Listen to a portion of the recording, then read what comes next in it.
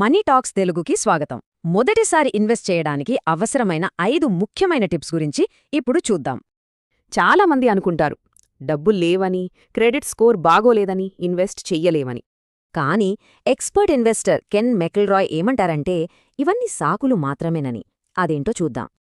ఆయన ఏమీ లేకుండా స్టార్ట్ చేసి ఇప్పుడు $1 బిలియన్ పోర్ట్ఫోలియో క్రియేట్ చేశారు. అంటే ఇది సాధ్యమే. సో మొదటి ఇంకా చాలా ముఖ్యమైన టిప్ ఏంటంటే మార్కెట్ను బాగా స్టడీ చెయ్యాలి. అంటే ఆల్రెడీ పీక్లో ఉన్న మార్కెట్లను కాదు, గ్రో అవుతున్న మార్కెట్లను పట్టుకోవాలి. జనాలు, ఉద్యోగాలు ఒక ఏరియాలోకి వస్తున్నాయా లేదా అని చూడాలి. ఆ ట్రెండ్స్ ఫాలో అవ్వాలి.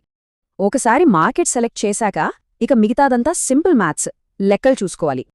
ఫార్ములా చాలా సింపుల్. వచ్చే రెంట్స్ నుంచి ఖర్చులు తీసేయాలి. అదే నెట్ ఆపరేటింగ్ ఇన్కమ్.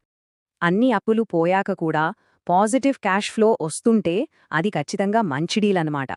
ఇక్కడ మనం ఒక ముఖ్యమైన పాయింట్కి వస్తున్నాం. అదేంటంటే నాలెడ్జ్ అసలైన క్యాపిటల్.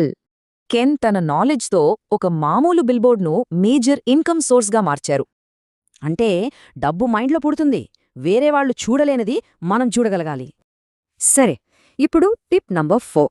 ఈ జర్నీ ఒంటరిగా చెయ్యాల్సిన అవసరం లేదు. మనకంటూ ఓ టీముండాలి. అంటే మనకంటే తెలివైన, ఎక్కువ అనుభవం ఉన్నవాళ్లతో ఉంటేనే మన గ్రోత్ ఫాస్ట్గా ఉంటుంది. సరైన నెట్వర్క్ ఉంటే వాళ్ళు మనల్ని ఛాలెంజ్ చేస్తారో, మనకు కొత్త విషయాలు నేర్పిస్తారు. ఓకే, ఫైనల్ టిప్ అదేంటంటే మనకు దారి చూపించే ఒక మెంటార్ను వెతుక్కోవడం. మెంటార్స్ మన చుట్టూనే ఉంటారు. కెన్ అయితే ఒక్క మెంటార్కి కూడా డబ్బులివ్వలేదట. మనకు కావాల్సింది నేర్చుకోవాలన్న ఆసక్తి, సహాయం అడగటానికి ధైర్యం, అంతే.